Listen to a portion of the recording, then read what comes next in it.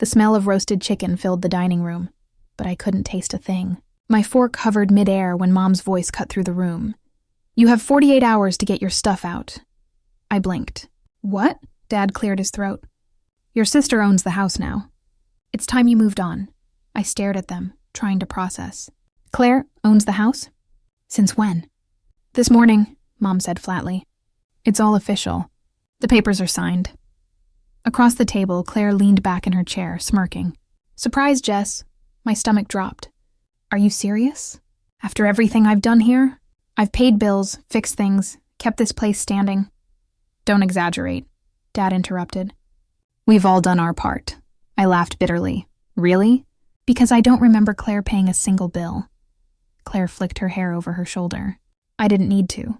I had other priorities. And guess what? It worked out. I'm the one who owns this house now." The words hit harder than I expected. I looked at my parents, searching for any sign they'd defend me. Nothing. "So that's it?" I whispered. "You just throw me out?" "You've stayed here long enough," Mom said coldly. "It's time Claire has what she deserves." "What does she deserve?" I repeated, my voice trembling. "What about what I deserve? Do my years of sacrifice mean nothing?" Dad finally looked at me, his eyes tired. "You'll figure it out." "You always do," Claire chuckled. "Don't be so dramatic, Jess. You're acting like we're sending you to the streets." I turned on her. "That's exactly what you're doing." She leaned forward, her tone mocking. "You should be grateful you had a place here at all. Some people don't get that." My fist clenched under the table. "Grateful? I've carried this family for years. And this is how you thank me?" "Stop," Mom snapped. "This conversation is over. 48 hours. That's final." The silence that followed was suffocating. I felt the walls closing in, memories flashing. The nights I stayed late at work to cover bills. The weekends I spent repairing things. The times I thought maybe, just maybe, they appreciated me. I pushed my chair back, the legs scraping loudly against the tile. "Fine," I said through gritted teeth. "If you think I'm that disposable, I'll go." Claire smirked wider. "Good choice," I glared at her. "You've wanted this all along, haven't you?" She shrugged. "Maybe I did. Maybe I was just smarter about it than you." "You mean manipulative?" I shot back. Her smile didn't falter. "Call it what you want. At the end of the day, I'm the one holding the keys." Dad's voice cut in, low and final. "Enough. Jessica, pack your things." I stood there, my hands trembling, heart pounding so loud I could barely hear. "I hope one day you realize what you've done." "No more speeches," Mom said sharply. "We've made our decision." I grabbed my bag from the chair, my movements sharp. As I headed toward the door, Claire's laugh followed me. "Don't slam it on your way out." I froze for a second, fighting the urge to turn back and scream. Instead, I swallowed the lump in my throat and walked out, letting the night air hit me like a wave. Outside, the cool wind carried the faint sound of their voices, muffled behind the walls that used to feel like home. I looked up at the house, its windows glowing warmly against the dark sky, and it felt like I was staring at a place I never really belonged. For years, I had convinced myself I was part of this family. Tonight proved I was nothing more than an outsider, and as I walked into the night, one thought echoed louder than all the others. This wasn't the first betrayal. It was just the one I could no longer ignore. I was 8 years old the first time I realized fairness didn't exist in my family. "Jessica, take out the trash before the guests arrive," Mom said. Handing me the heavy bag, Claire was on the couch flipping through a magazine. "Can't Jess do that later? My nails are still drying." Mom glanced at her and nodded. "Jessica, hurry up." I dragged the bag outside, the smell clinging to my clothes. When I came back in, the dining room was full of relatives. Laughter filled the air. I tried to slip in quietly, but Claire's voice rang out.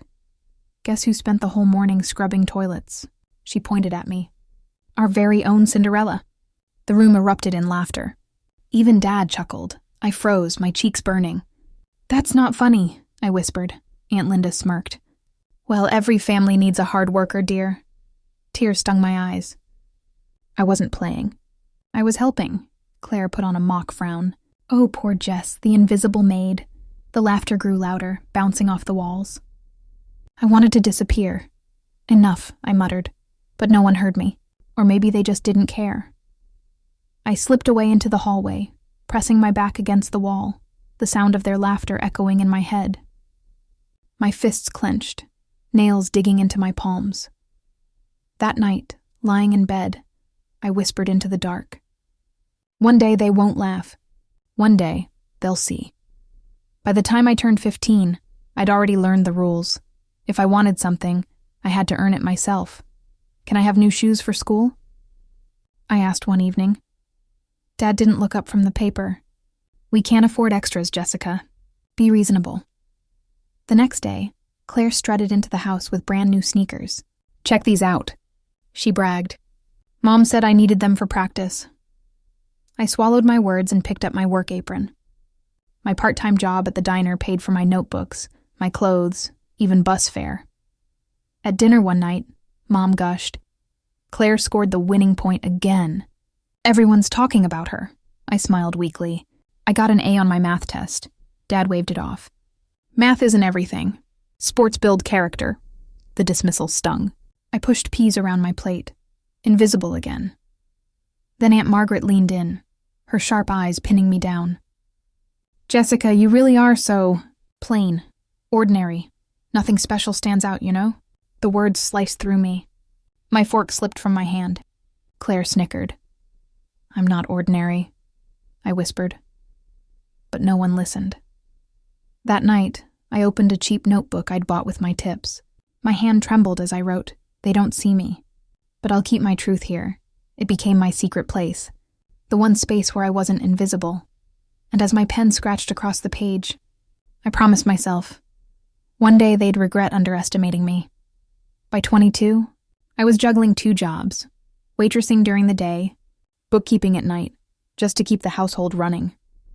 Rent, groceries, bills, most of it came out of my pocket. One evening, Claire breezed into the living room with shopping bags dangling from her arms. Look at this dress, she gushed. Cost a fortune, but totally worth it. I blinked at the receipts scattered across the counter. Claire, the electricity bill. Mom cut me off. Jessica, stop nagging. Let your sister enjoy herself. I swallowed my frustration. I'm just saying we should prioritize. Dad lowered his newspaper. Don't ruin the mood. I nodded quietly, the weight of responsibility pressing down harder. Weeks later, we sat in a fancy restaurant for Claire's birthday. I'd pooled my tips to help cover the dinner, even though I couldn't afford it. Claire raised her glass with a smirk. Let's toast to me and to Jessica, the maid of the family. Laughter exploded around the table. Even Mom and Dad chuckled. My face burned. That's not funny, I said softly. Claire leaned closer, her perfume sharp and sweet. Oh, come on. You love cleaning up after us, don't you? The table roared again. I forced a smile, but my chest ached. Under the noise, I whispered to myself, so quietly no one heard. One day, I won't be the one cleaning up your mess. The laughter carried on, but inside me, something shifted. It happened one evening after dinner. Mom set down her fork, her tone brisk. Jessica, we need some extra money this month. Family expenses, I frowned. What expenses? Dad cleared his throat. Don't question, just help. Be grateful you even live here rent-free, the word stung. Rent-free? I've been covering half the bills for years. Claire, lounging on the couch, smirked. Don't be dramatic, Jess. You should thank us for letting you stay. My pulse quickened. Thank you for what? For draining me dry? Mom's eyes narrowed. Watch your tone. You've always been ungrateful. The room spun with anger. Ungrateful? I said. I work 2 jobs just to keep this house standing. Claire chuckled. And you do it so well. Our little wallet. I slammed my chair back, the legs scraping the floor. Enough. Silence fell, but my heart pounded. Dad muttered, Sit down, Jessica. Don't embarrass yourself. I grabbed my coat. No, you'll regret this. I walked out into the night air, shaking my chest tight. Back in my tiny room, I pulled open a drawer and laid out my receipts, bills I'd paid, groceries I'd bought, every penny I'd poured into this family. I opened a notebook and started writing down every insult, every jab, every time they made me feel small. Page after page filled with truth. As my pen scratched across the paper, I whispered, "This time I won't forget. And one day, neither will you." The apartment smelled faintly of old paint and dust. The pipes rattled whenever I turned on the sink. The mattress I dragged inside sagged in the middle. But it was mine. For the first time, I had a place that didn't belong to them.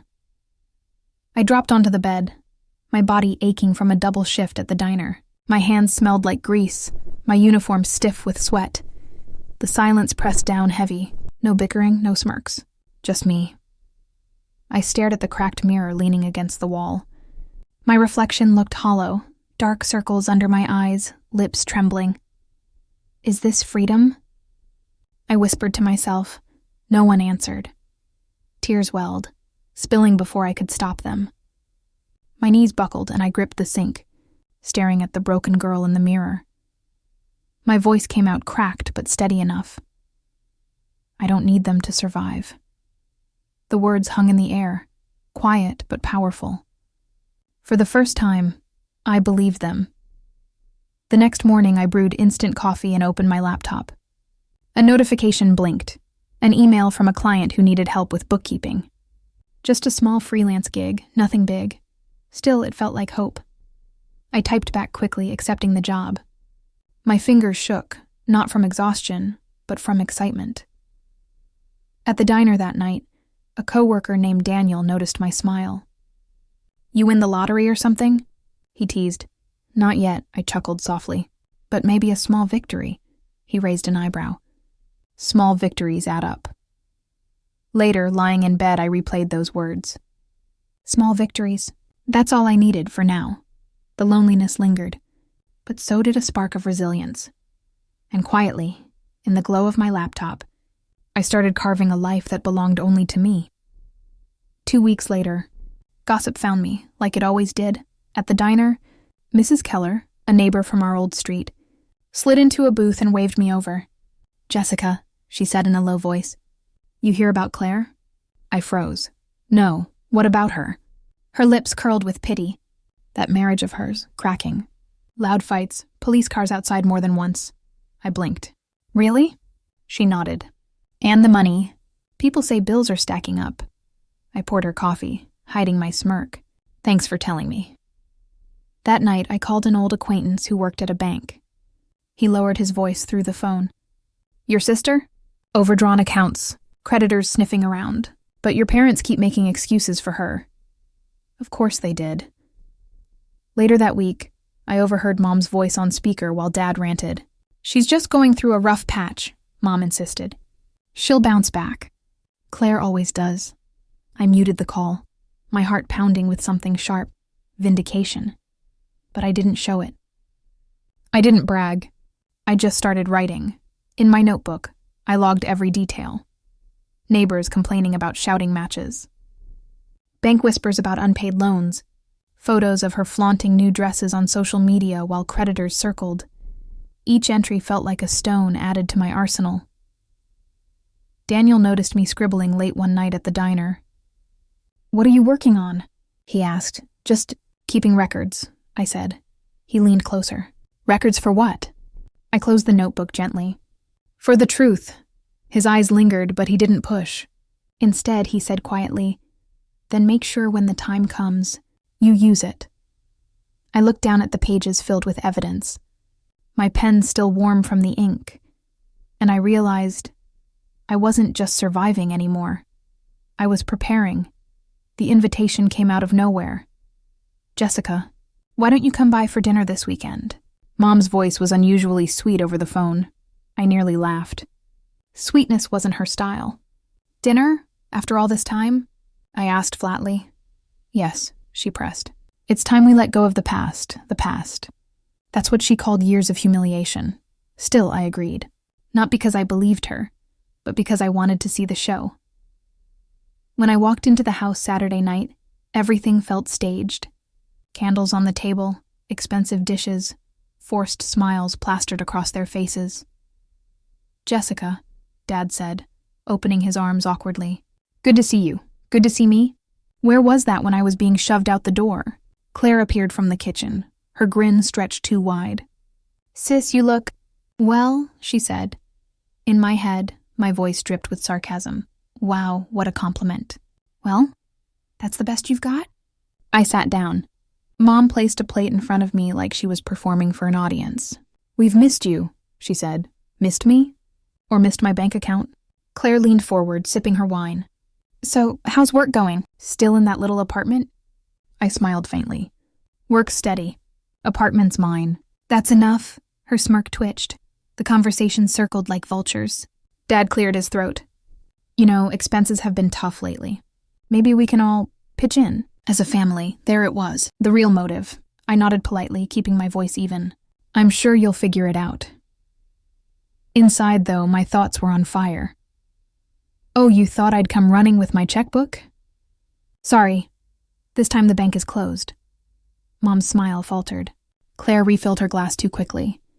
The performance was cracking. Still, I stayed calm. Ate my meal. Listened to their fake stories. Pretended. Because what they didn't know was that I was no longer the desperate, invisible girl they could manipulate. I was the one holding the power now. And while they laughed, thinking I was still weak, I wrote another silent note in my head. Keep underestimating me. You'll regret it. The cracks widened faster than I expected. I overheard the first whisper at the diner. 2 men in suits leaned over their coffees, voices low. Michael Thompson? The guy's drowning. Creditors are circling. House might go under. My chest tightened. Michael. Claire's perfect husband. Later, Daniel confirmed it. Word is, he owes more than he can ever pay back, he said, leaning across the counter. I pretended to shrug. Doesn't surprise me, but inside, I was savoring every word. At home, I scribbled furiously into my journal. Michael's debt. Bank involved. Possible foreclosure. Parents covering story. Sure enough, the next weekend I got a call. Mom's voice trembled. Jessica, you know your sister's going through a rough patch. We just need a little help to steady things. I let the silence hang before answering. You mean money? No, she rushed. Just support. She's still the successful one. Successful. That word again. Even as her life collapsed, they clung to the fantasy. Claire herself called me 2 days later. Her tone was syrupy sweet. Jess, it's me. Listen, Michael's had a few hiccups, but everything's under control. Just maybe you could help with a payment or two? For family. My jaw clenched. For my family, the same phrase they'd used to kick me aside. I asked quietly, where was family when you laughed at me? When you pushed me out of the house? Claire scoffed. Oh, don't be dramatic. This is bigger than old grudges. This is survival, I nearly laughed. Now you care about survival? I've been surviving without you for years. Out loud, I only said, I'm sure you'll figure it out. She hung up angrily. That night, I stared at the shoebox under my bed, the one filled with receipts, notes, proof of everything they'd ever done to me. My fingers brushed over the papers, each one a weapon waiting to be used. And as I closed the lid, I whispered to myself, steady and calm. The time for silence is over. The banquet hall shimmered with chandeliers and polished marble floors. Tables stretched wall to wall, covered in white linens, gold-rimmed plates, and endless glasses of champagne. Tonight was supposed to be Claire's night, her wedding anniversary, her performance stage. I walked in quietly, unnoticed at first. The air was thick with chatter, relatives greeting one another, neighbors whispering about outfits, and family friends mingling. Claire made her entrance in a red gown, Michael at her side, wearing a smile that didn't quite reach his eyes. Applause erupted. My parents stood near the stage, glowing with pride. Ladies and gentlemen, my father announced, raising his glass. We are honored tonight to celebrate Claire and Michael, their success, their family, their future. I sat near the back, blending into the crowd. My heart thudded in my chest, but not from nerves, from anticipation. Halfway through dinner, the room shifted. A tall figure approached the microphone, Mr. Harrison, a family friend and CEO of a respected company. The room fell silent as his voice carried. I've known this family for many years, he began. And tonight, I want to acknowledge someone truly remarkable. I watched Claire lean forward, her smile sharpening. She thought the praise was hers. Mr. Harrison turned his gaze. "Jessica!" The clink of silverware stopped. A collective gasp moved across the room. My name rang out like thunder. He continued, "Jessica has shown resilience, dedication, and integrity. She is the one we trust, the one who has proven herself time and again." All eyes shifted toward me. My hands remained steady on the table as I looked up slowly, Claire's face drained of color. Her lips parted, but no sound came. Mom whispered sharply, "What is happening?" Dad muttered, This wasn't planned."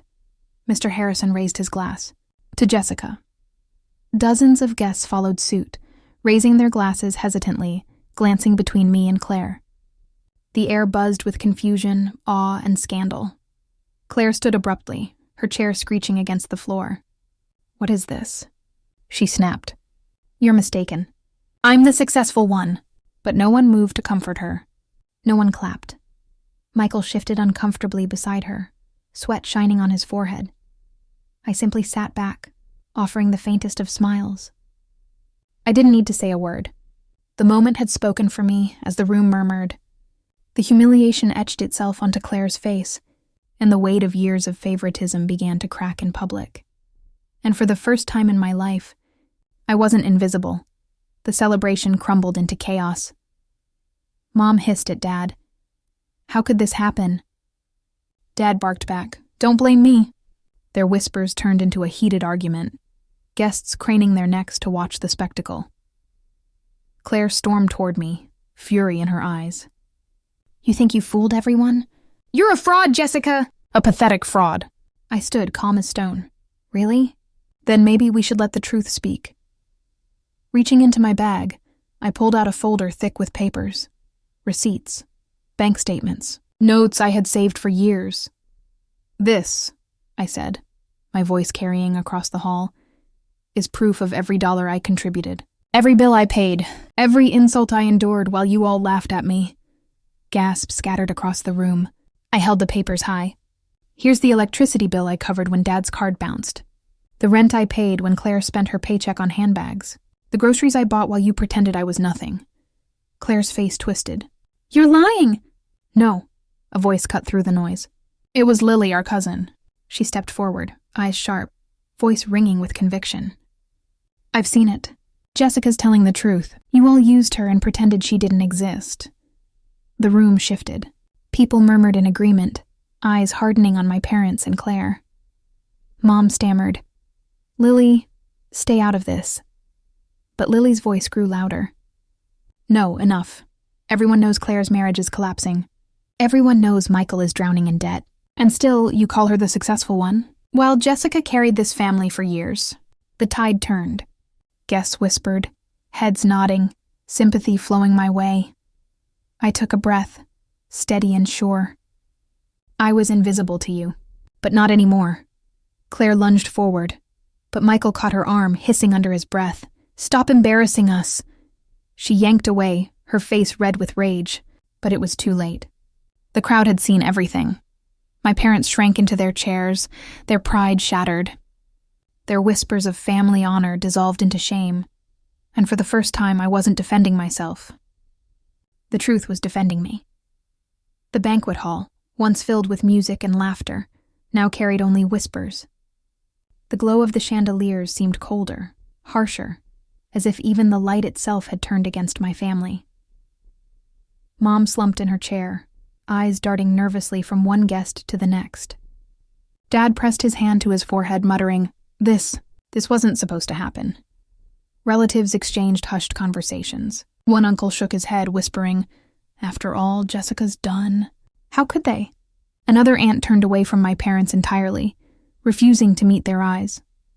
I stood quietly, observing the shift. The same relatives who once laughed when Claire mocked me were now silent, shame pulling at their faces. Claire's heels struck the floor as she stormed out, her gown trailing like a banner of defeat.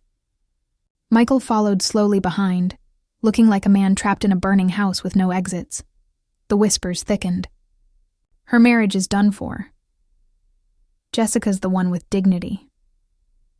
About time the truth came out.